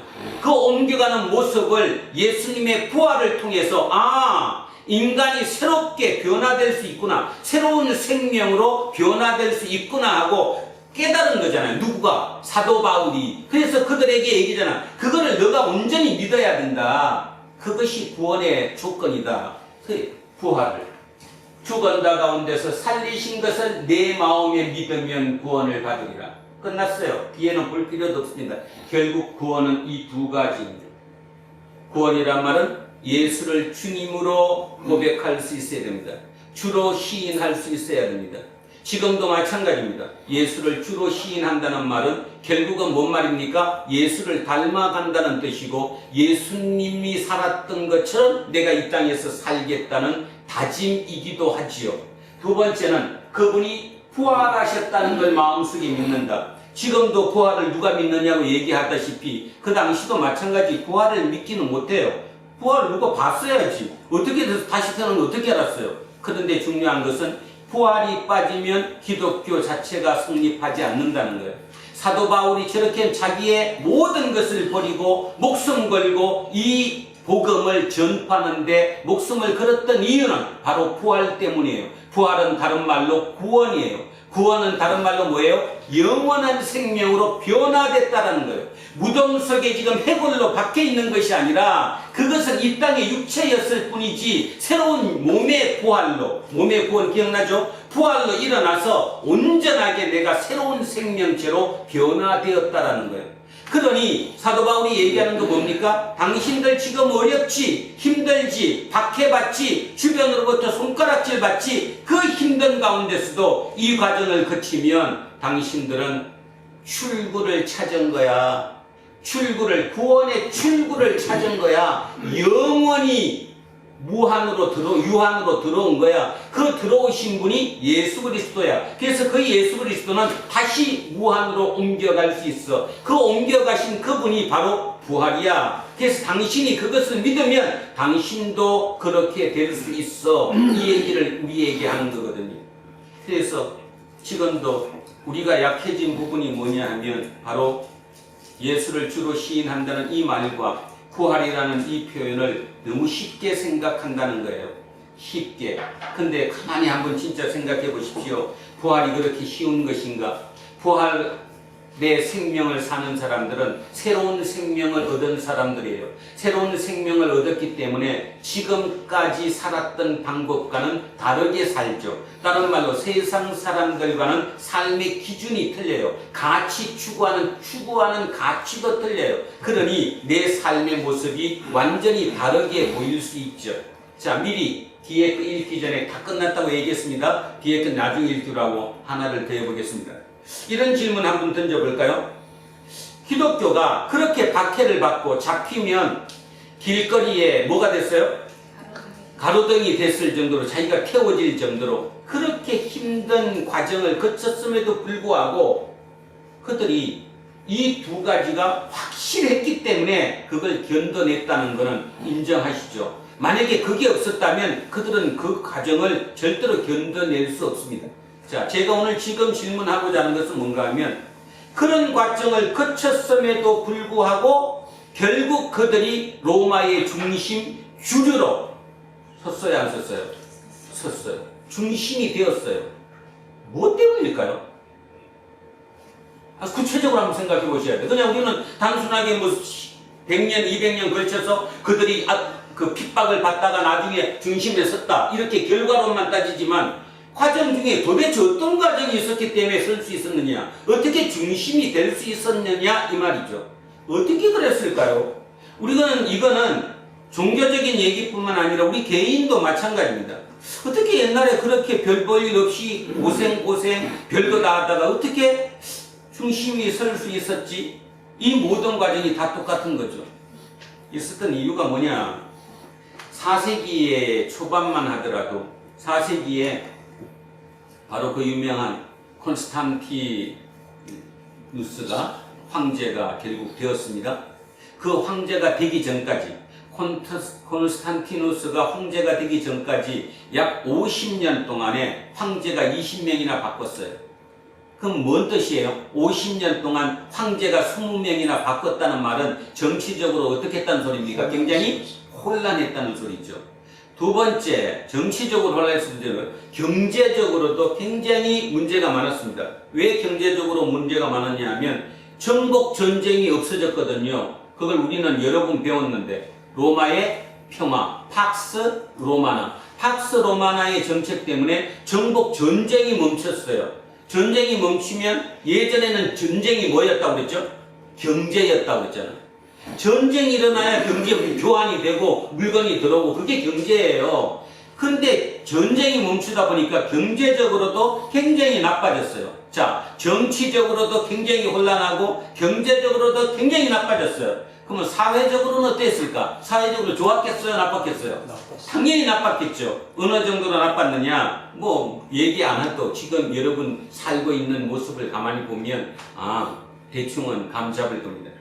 굉장히 부패했습니다. 그리고 타락했죠. 성적으로 타락했습니다. 그런 시대였어요. 그런 시대에 콘스탄티누스가 새로운 세력과 손잡기를 원했어요. 이유는 뭐예요? 사상을 통일하기 위해, 정신 통일하기 위해, 쉽게 얘기하면 새로운 정신으로 통일하기 위해 그를 택한 그가 바로 누구예요? 바로 기독교인들이죠. 그러면 여러분은 그냥 콘스탄티누스가 자기가 기독교 세력하고 손잡으면 황제권이 든든히 세워질 수 있고 뭐가 괜찮았기 때문인지 이렇게 막연히 생각하겠지만 실제적으로 그렇습니다. 사회가 부패하고 사회가 너무 어렵고 했을 때마다 최상위권에 있는 고관들은, 그러니까 위에 있는 엘리트급들은, 그들은 어떤 생각을 가졌냐 하면 성적으로 너무 문란하다가 보니까 우리 집 며느리는 그렇지 않은 며느리를 얻어야 된다고 생각한 거예요. 이해가죠? 다른 사람이 다 그래도 내가 그 짓을 하고 댕겨도 내 부인은 그러면 안 되잖아. 우리 집 며느리는 그러면 안 되잖아. 그래서 선택한 거예요. 절대로 그러지 않을 며느리를 사는 거예요. 그가 누구예요? 예수쟁이에요. 그랬겠죠. 생각해 보세요. 그리스도인들이 그 핍박 속에 살았던 그들은 굉장히 고결했거든요. 성결했거든요. 그거는 믿을 수 있었거든요. 그 종교가 옳다 그러다를 떠나가지고 그 자식들이 세상에 물이 들지 않았다는 것은 인정하거든요. 그래서 너도 나도 고위급에 있는 사람들이, 고관들이 그들을 며느리로 삼았어요. 그럼 어떤 문제가 돼요? 그들을 며느리로 삼으니까 나도 그 며느리를 삼았어요. 그러다 보면 거기에서 또 며느리가 자식을 낳아. 그 자식들은 어떻게 돼요? 기독교인이 돼요, 안 돼요? 당연히 되죠. 자, 그렇게 해서 그 기독교인들이 그 세상 속에, 로마의 그 세상 속에서 뭉쳐진 거예요. 힘이 된 거고 하나의 세력이 된 거예요. 신뢰받을 수 있는 세력이 된 거예요. 그래서 그들이 로마의 중심이 된 겁니다. 뭐 딱 날짜를, 시간을 맞추기는 곤란하지만 실제적으로 콘스탄티누스가 기독교를 어디에서? 이단이란 말 알죠? 불법 종교에서 공인한 게 AD 313년이에요. 밀라노 칠년이라고 부르는데 313년. 그리고 313년에 공인받았던 기독교가 국교가 됐어요. 국교가 뭔지 알죠? 나라의 종교가 되었단 말입니다. 나라의 종교가 된 게 392년이에요. 한번 가만히 그냥 머릿속으로 한번 상식으로 생각해 보세요. 이단이었다가 쉽게 말해서 인정받지 않는 종교에서 인정받는 종교가 된 게 313년인데 그로부터 80년 후인 392년에 유일한 국가의 종교, 국교가 되었다니까요. 그러면 그 말을 여러분은 들으면 하나님이 역사하셔서 그래 이렇게 단순히 한마디로 넘어갈지 모르지만 그 과정 속에 그들의 삶이 어땠는가를 기억하셔야 됩니다. 그게 오늘 뒤에 나오는 13절, 14절, 15절 그 과정이에요. 그 과정. 삶이 틀려진 거예요. 기독교인이 세계 역사를 바꾼 것은 그들의 삶이 틀렸기 때문이에요. 지금 우리가 반성해야 될 부분이 철저하게 그게요. 거기로 돌아가야 기초를 다시 세우는 거예요. 도란노 교회는 기초를 다시 세우는 교회라고 앞에다 써놨는데 이유가 뭐냐? 기초를 다시 세운다는 뜻이 뭘까? 다시 돌아가야 돼요. 근데 우리가 그렇게 다시 돌아가기가 참으로 쉽지 않잖아요. 그런데 쉽지 않긴 하지만 완전히 불가능한 건 아니거든요. 여러분 스스로 생각해 보십시오. 주변으로부터 나는 신뢰받고 있는가? 저 사람은 믿을만해. 이런 뭐 조금 뛰어나지 못해도 충분히 성실하고 신뢰할 만해. 믿을 수 있습니까? 지금까지 대한민국은 갑자기 고도 성장을 하면서 신뢰보다는 실력의 우선이었습니다. 실력. 조금 인성이 나빠도 실력이 뛰어나면 써먹었어야 되니까. 그래서 여기까지 왔습니다. 이제는 인성 나쁜 사람들하고 할 수 있는 방법이 전혀 없습니다. 이제 다시 신뢰로 돌아가야 하는 시대가 온 거지요. 인간 자체가 이제 신뢰를 잃어버리면 모든 걸 잃어버립니다. 이제는 나보다 실력 있는 게 AI예요. AI가 우리보다 실력이 훨씬 뛰어나요. 그런 시대를 눈으로 보고 있으면서도 아직도 머릿속으로 어떤 생각하느냐 하면 어떻게 하면 잔물이 굴려서 내가 저놈을 이기지? 저놈 뒤통수를 어떻게 치지? 그리고 기도해요. 하나님 제 뒤통수를 어떻게 치는가 가르쳐주세요. 하나님이 대신 좀 쳐주면 안 돼요? 내가 너무 힘들거든요.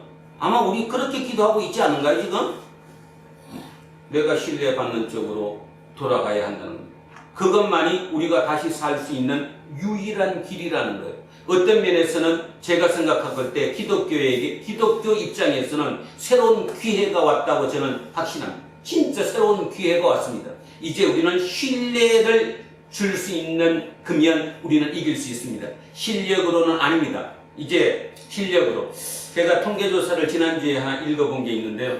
미국에서 통계조사한 거, 뭐 구체적인 것은 제가 말씀을 못 드리고 그냥 언뜻 들은 읽은 거로만 표현해주면 AI를 사용했을 때와 사용하지 않았을 때 엄청난 차이가 나요. 그러니까 결국 한마디로 얘기하면 웬만한 실력은 누가 더 뛰어나다는 거예요? AI가 충분히 뛰어나다는 거예요. 옛날처럼 누구 사람 믿어가면서 야, 네 머리에 뭐 좀 짜내봐. 그 머리에서 짜낼 필요가 없다는 거. 이제는 그냥 AI에 충분히 다 나오니까. 그죠? 그러면 결국 인간은 남는 게 뭐예요? 이제 실력이 그거를 대신한다면 우리는 신뢰받는 것밖에 없는 거예요. 그렇다면 초기 교회, 초대 교회에 그 기독교인들이 그 신뢰를 통해 정확한 구원을 인식했고 그 구원을 머릿속에 그리고 있었기 때문에 그 삶이 그렇게 살 수 있었어요. 그 신뢰적인 삶을 통해서 로마의 중심이 되었다고 그랬어요. 392년도에 로마의 유일한 국교로 우뚝 섰다고 얘기했습니다. 그로부터 세상의 역사의 흐름 속에는 기독교 역사가 모든 것을 바꿔왔다라는 거죠.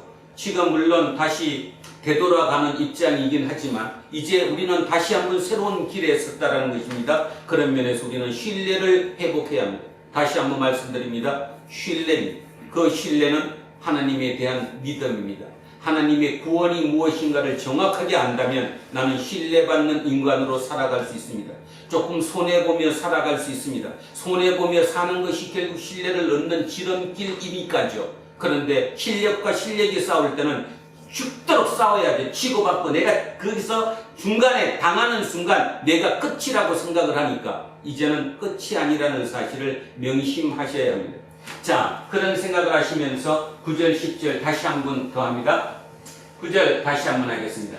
내가 만일 내 입으로 예수를 주로 시인하며 또 하나님께서 그를 죽은 자 가운데서 살린 것을 내 마음에 믿으면 구원을 받으리라.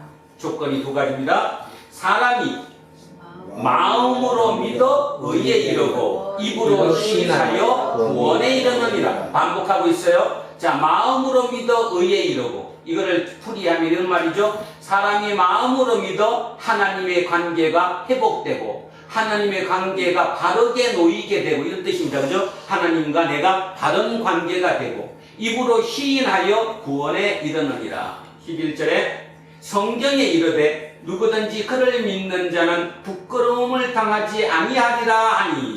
자, 다른 말로 다른 성경에는 그를 믿는 자는 수치를 당하지 아니하리라 하니. 자, 이게 뭔 뜻일까요? 부끄러움을 당하지 않는다, 수치를 당하지 않는다. 그러니까 여러분 머릿속에는 이런 생각을 가집니다. 아, 내가 세상에 나가서 쪽팔림 당하지 않나 봐. 그 소리 아닙니다. 이 소리. 이 소리가 뭐예요? 이게 뭔 말이에요 지금 이게. 부끄러움을 당하지 않는다. 구원을 받는다는 뜻이에요.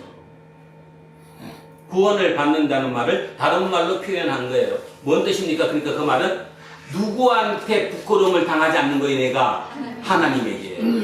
그러면 하나님에게 부끄러움을 당하지 않으면 나는 구원을 받는 거예요. 하나님께 부끄러움을 당하면 나는 구원을 받지 못하는 거예요. 자, 결국 구원에 부끄러움을 당한다 말 오해하지 말라고 제가 반복드리는 겁니다. 자, 구원받는다는 거예요. 그래서 지금 9절, 10절, 11절, 3절에 걸쳐서 구원받는다, 구원받는다, 구원에 대한 얘기를 하고 있어요.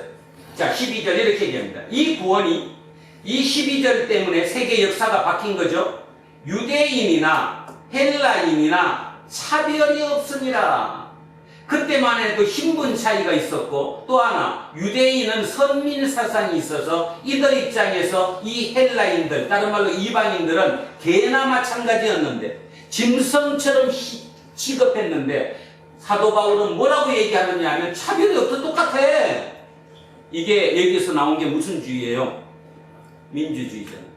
대한민국이 민주주의인 이유는 바로 이 본문에 의해서 헬라인, 유대인 차별이 없다라고 하는 이 칼빈주의로부터 미국에서 민주주의가 나온, 기독교를 통해서 나온 그 민주주의가 지금 대한민국에 있는 거거든요. 차별이 없대요. 그러니까 우리도 지금 이 얘기는 쉽게 듣지만 그 당시로 돌아가서 이 편지를 읽는 사람 입장에서는 이게 말이 돼요, 안 돼요? 말이 전혀 안 돼요. 개라니까 개. 헬라인이 어떻게 이방인이 우리랑 똑같은 사람이야. 어떻게 하나님의 구원이 그들에게 있을 수 있어. 말이 안 되는 거거든요. 근데 그 말이 안 되는 거를 사도 바울은 된다고 얘기합니다. 유대인이나 헬라인이나 차별 없이, 그래서 부끄러움이 없는 거예요. 모두 구원받을 수 있는 거예요. 한 분이신 주께서 모든 사람의 주가 되어, 자, 모든이다, 모든. 유대인의 주만이 아니라 모든 사람의 주가 되사 그를 부르는 모든 사람에게 부여하시도다. 또 여기서도 오해합니다. 하나님을 부르면, 다른 말로 하나님을 믿으면 모든 게 부여해서 부자가 된다. 그런 설교 있더라고. 어떤 사람은 그렇게 설교하더라고. 이게 뭔 말이에요? 하나님은 유대인만이 아니라 헬라인 누구든 차별 없이 모두에게 충만한 은혜를 내릴 수 있는 분이다, 그 뜻이에요. 누구한테도 부족함이 없는 충만한 은혜를 줄 수 있을 수 있는 분. 그래서 그 은혜를 주시겠다. 그게 부여하시다 이 뜻입니다. 그러니까 다시 얘기하면 유대인이나 헬라인이나 차별이 없어요. 혁명적인 얘기입니다. 우리는 그냥 글로 읽지만 한 분이신 주께서 모든 사람의 주가 되신대요. 이것도 혁명적인 얘기입니다. 이 주는 유대인의 주만이 돼야 되는데 하나님이 자, 그를 부르는 모든 사람에게 부여하시다 차별 없이 모든 사람에게 충만하게 또는 충만하게 은혜를 베풀어 주실 수 있다. 13절 누구든지 주의 이름을 부르는 자는 구원을 받으리라. 요엘서에 있는 얘기를 다시 한번 반복했어요. 이건 뭐 우리는 그냥 읽는 거지만 그 당시에 읽었던 사람은 이거 어디서 본 것 같은데 맞아. 요엘서 2장 32절이야. 구약 성서를 인용했다라는 거죠. 지난 시간에 한번 말씀드렸는데 사도 바울이 이 논쟁을 하면서 개역 구약 성서를 인용하는 이유는 누구 때문이라고 했어요? 유대인 학자들 때문이라고 했죠. 그들이 시비를 걸지 못하도록 당신들은 구약을 믿고 있지만 그 구약에 다 이런 얘기가 적혀 있다. 그래서 써놓은 거라고 그랬어요. 자, 계속 구원의 얘기입니다. 자, 중요한 거 14절 15절입니다. 그런즉 그들이 믿지 아니하는 이를 어찌 부르리요? 듣지도 못한 이를 어찌 믿으리요? 전파하는 자가 없이 어찌 들으리요? 자, 15절. 보내심을 받지 아니하였으면 보내심을 받았어요. 선교사처럼 어찌 전파하리요?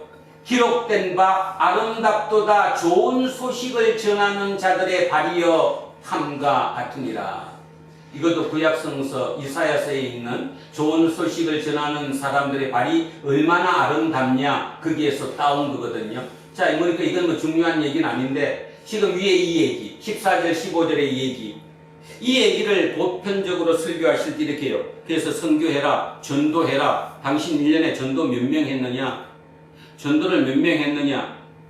과연 이게 전도 얘기일까요? 물론 전도 얘기도 일부 있는 거죠. 또 전도를 해야 되는 건 맞아요.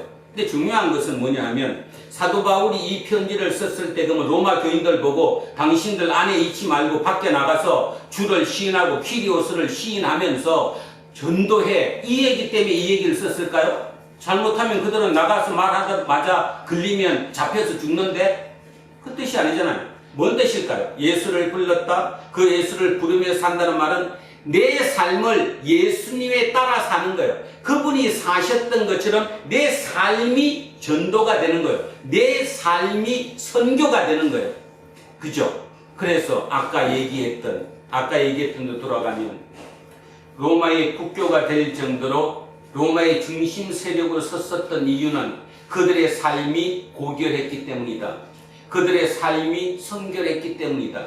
그래서 고관들이 너무 부패하고 음란하고 타락했던 그들이 자기 며느리만큼은 그래도 순결하고 깨끗한 사람을 얻어야 된다고 생각했던 그것에 의해서 선택되어지고 기독교인들이 그들의 며느리가 되었다. 고관의 며느리가 되어서 거기서 놓은 자식들이 성장하게 됐고 그 자식들의 성장 과정이 결국은 기독교 안에서 예수를 믿는 가운데서 성장하다가 보니까 그들의 세력이 커졌다. 그 세력이 어느 정도 세상적으로 힘을 가질 수 있을 정도 여건이 되니 콘스탄티누스가 그들을 손잡아서 그들과 함께했다. 지금도 마찬가지라는 거예요. 지금도 우리 한 사람 한 사람이 진짜 그들처럼 저 선교하는 마음으로 전도의 삶으로 내 삶으로 저렇게 만들어내면 사람들에게 신뢰받을 수 있습니다. 아직도 있습니다. 그리고 여러분이 가만히 그 생각 한번 해보세요. 내가 조그만 가게를 한다, 조그만 회사를 한다, 누군가를 내가 종업원으로 부려야 된다. 그럴 때 나는 나쁜 놈이지만 종업원도 나처럼 잔머리 굴려가면서 나쁜 놈, 대충 설렁설렁 그냥 이렇게 하는 사람을 원해요? 아니면 진짜 똑바르게 바르게 한 사람을 원해요? 당연히 바르게 한 사람을 원하죠. 지는 안 그래도 똑같아요. 그런 면에서 지금 세상은 바랄 수 있는데 제가 볼 때는 딱 한 사람밖에 없어요. 기독교인. 우리가 기초로 돌아간다면 우리밖에 없어요. 그래서 저는 이 AI 시대에 어떤 변화가 앞으로 일어날지 아무도 모른다고 얘기하는, 빠르면 앞으로 진짜 5년 이내에 거대 AI가 인간과 그 흡사할 정도까지 된다는 그런 얘기를 들을 때도 이제 더 좋아지는 세상이 오겠네, 그 생각 속으로 해요. 겁먹는 게 아니라 중요한 것은 우리가 다시 회복돼야 된다는 겁니다.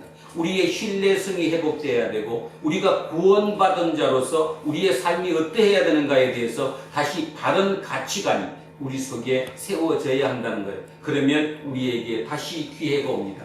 아까 얘기했던 로마가 80년 만에 이단에서 유일한 국교가 되었듯이 설 수 있었던 그 이유가 바로 그것 때문이었다는 것처럼, 바로 이 14절, 15절 때문인 것처럼 이 사도 바울의 이 편지가 그들에게 그 영향을 미쳤다는 것을 생각하면서 2024년을 살아가는 우리에게는 어떻게 미쳐야 되는가를 깊이 한번 생각해보는 저와 여러분이었으면 좋겠습니다. 이런 얘기를 들을 때마다 속에서 열불 나죠. 너는 목사니까 입으로만 떠들면 되지만 가서 살아봐라. 응? 근데요, 다시 얘기하는데 살아봐도 결국 똑같습니다. 살아봤더니 어떻습니까? 그렇게 안 살았더니 여러분 지금 뭔가 뚱땅거리면서 뭔가 지고 콩잡으로 살 수 있습니까? 아니잖아요. 그러니까 다시 돌아가자니까요. 다시 얘기하자니까요. 황제가 퀴리오스예요. 근데 뭐라고 그런가 하면 사도 바울이 아니야, 십자가에 죽은 예수가 퀴리오스야. 그렇게 고백하고 살아봐. 그 얘기를 헛듣지 말라는 거죠. 헛듣지 말라. 그래서 진짜 이거는 제 개인적으로 마음속에 소원으로 말씀드리는 건데 우리에게 기회가 왔습니다. 우리 젊은 친구들에게 기회가 왔어요.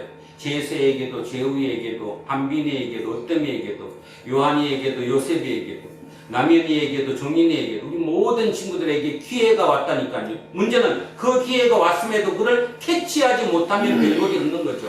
캐치할 수만 있다면 똑같은 시간 내에 지금은 답답해 보이지만 그 답답함이 얼마 안 가서 주변으로부터 쟤는 믿을만해, 저 사람은 믿을만해, 신뢰할 수 있어. 그러면 게임 끝나요. 지금은 신뢰할 수 없는 시대였거든요. 자, 그래서 머릿속에 다른 건 다 잊어먹으시고 왜 기독교가 주주가 되었을까에 대한 답을 머릿속에 꼭 기억하시기 바랍니다. 어떻게 했다고요? 똑바로 살았더니 결국 세상 사람들이 우리를 신뢰했다 안 했다? 신뢰했다. 음란하고 부패한 그 시대에 내 며느리는 그래도 신뢰할 수 있는 믿을 만한 사람을 며느리로 삼아야 되겠다. 그러다 보니까 선택받은 사람이 다 누구였다? 예수쟁이였다. 예수쟁이가 며느리가 될 수밖에 없었다. 그들이 가서 열심히 헌신하고 일하면서 자식을 낳아서 예수 가운데 키웠더니 그들의 힘이 커졌다. 그래서 콘스탄티누스가 그들을 손잡고 나라를 새롭게 세웠다. 그거잖아요. 결국 쉽게 얘기하면 우리 똑같다는 거. 지금 그런 기회가 우리 앞에 닥쳤습니다. 저와 여러분은 바로 그것이 우리의 사명이라는 생각을 잊지 않으셨으면 하고, 날마다 우리 마음속에 한풀이처럼 가지고 있는 조그만 교회 몇 명 되지 않는 거, 그거 생각하지 마시고 이 몇 명 되지 않는 그 사람 중에서 단 한 명, 두 명이라도 진짜가 나올 수 있다면 그들을 통해서 세상은 바뀝니다. 세상 바꾸는 것 충분히 가능하다는 사실을 저와 여러분 마음속에 깊이 새기는 우리 모두가 되시기를 주의 이름으로 축원드립니다. 아멘.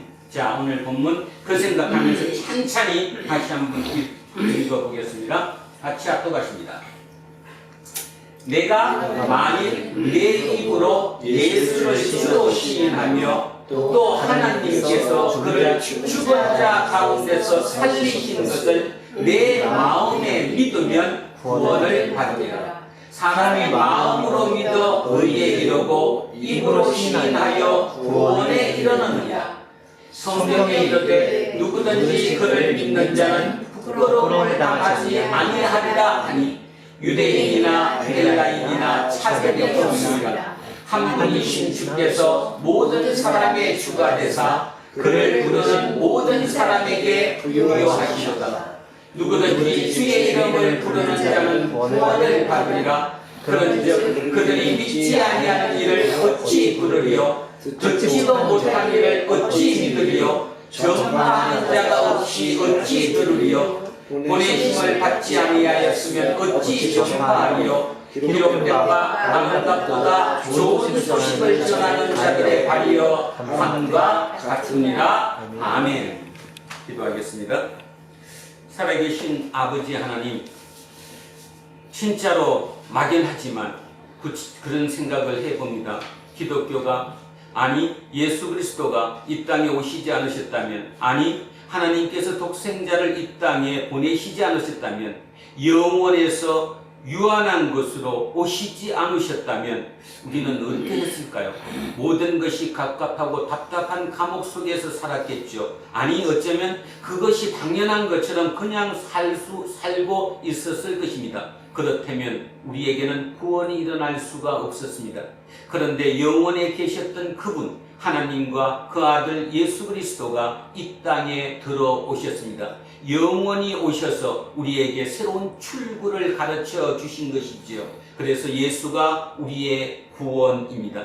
그 구원을 우리 마음속에 깊이 새기게 하시고 세상 가운데서도 어떤 경우라도 그 예수가 우리의 주임을, 큐리스임을 잊지 않게 고백할 수 있게 하시고 그분의 새로운 생명, 부활 생명이 나에게도 일어남을, 내 목표가 부활 생명으로 새롭게 변화되는 것임을 온전히 마음속에 믿으면 구원이 일어난다는 그 구원을 우리 마음속에 깊이 새기며 구원받은 자로서의 사명을 가지고 이 땅의 삶을 날마다 기쁨과 감사함으로 살아갈 수 있도록 우리를 이끌어 주십시오. 감사드리며 거룩하신 우리 주 예수 그리스도의 이름으로 기도합니다. 아멘. 자, 540장 찬송하겠습니다. 주의 음성을 내가 들으니 사랑한단 말일세. 믿는 마음으로 주께 가오니 나를 영접하소서. 내가 매일 십자가 앞에 더 가까이 가오니 구세주의 흘린 보배 피로써 나를 정케 하소서. 주의 넓으신 은혜 베푸사 나를 받아주시고 나의 품은 뜻 주의 뜻같이 되게 하여 주소서.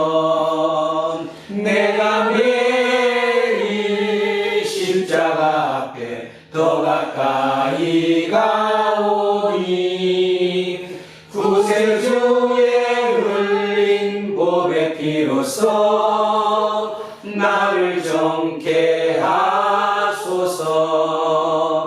주의 보좌로 나갈 때에 어찌하니 기쁠까.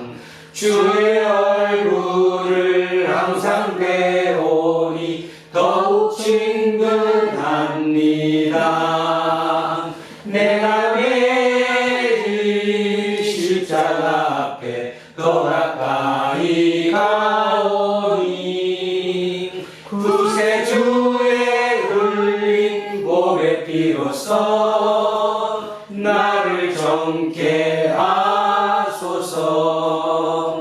우리 구주의 넓은 사랑을 청량할 자 없으며 주가 주시는 참된 기쁨도 헤아릴 수 없도다.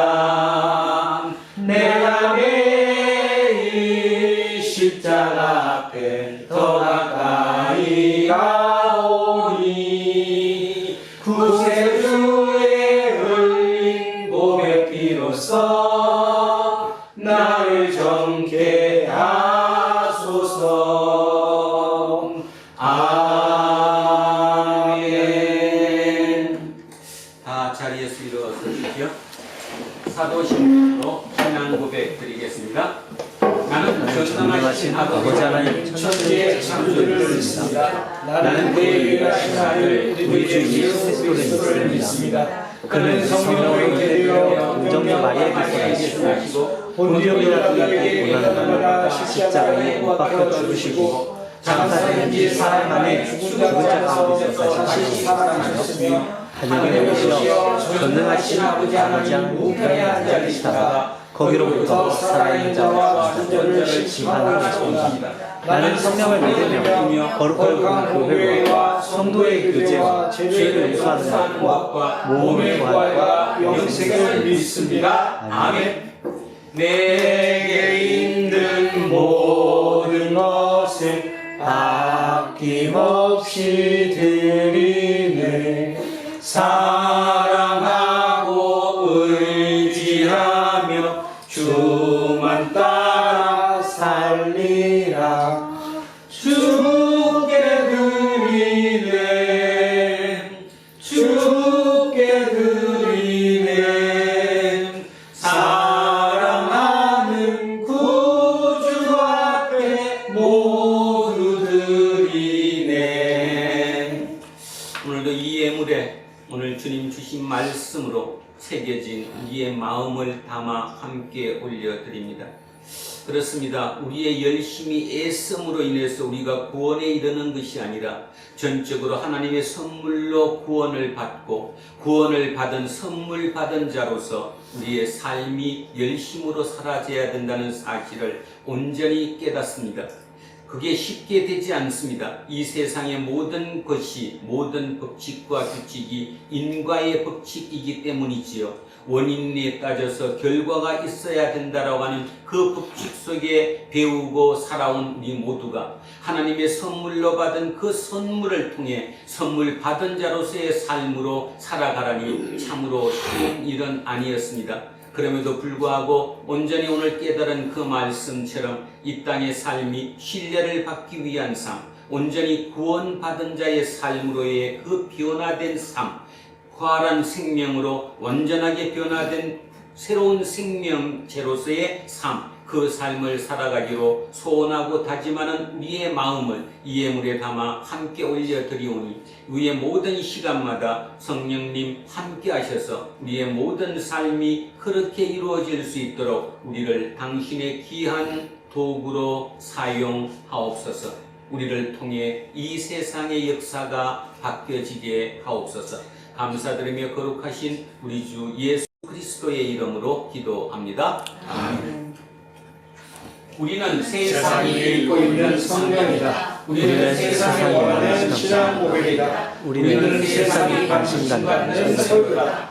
하늘에 계신 우리 아버지, 아버지의 이름을 거룩하게 하시며 아버지의 나라가 오게 하시며 아버지의 뜻이 하늘에서와 같이 땅에서도 이루어지게 하소서. 오늘 우리에게 일용할 양식을 주시고 우리가 우리에게 잘못한 사람을 용서해 주는 것 같이 우리 죄를 용서해 주시고 우리를 시험에 빠지지 않게 하시고 악에서 구하소서. 나라와 권능과 영광이 영원히 아버지의 것입니다. 아멘. 오늘 주신 말씀에 새 힘 얻어서 세상으로 나가서 살아갈 때에 나 혼자 힘으로 늘 부족하오니 주여 나를 도우사 승리하게 하소서. 아멘. 이제 성령 강림 후 11번째 주일 공동 예배가 끝났습니다. 이제 여러분은 각자의 고유한 일상으로 흩어지십시오. 하나님께서 그리스도 예수를 나타내시기 위해 이 일상을 주관하고 계심을 믿고 삶의 주인이 우리 자신이 아니라 하나님이심을 기억하며 순종의 삶을 살아가십시오. 이제는 우리 주 예수 그리스도의 은혜와 하나님 아버지의 영원 무궁하신 사랑과 성령님께서 항상 우리와 함께 하시고 우리를 이끄심이 오늘 이곳에 고개 숙인 우리 모두에게와 우리의 자녀들과 가정 위에, 일터와 사업체 위에, 그리고 이 나라 이 민족 위에 이제로부터 영원토록 함께 하시기를 간절히 축원하옵나이다. 아멘.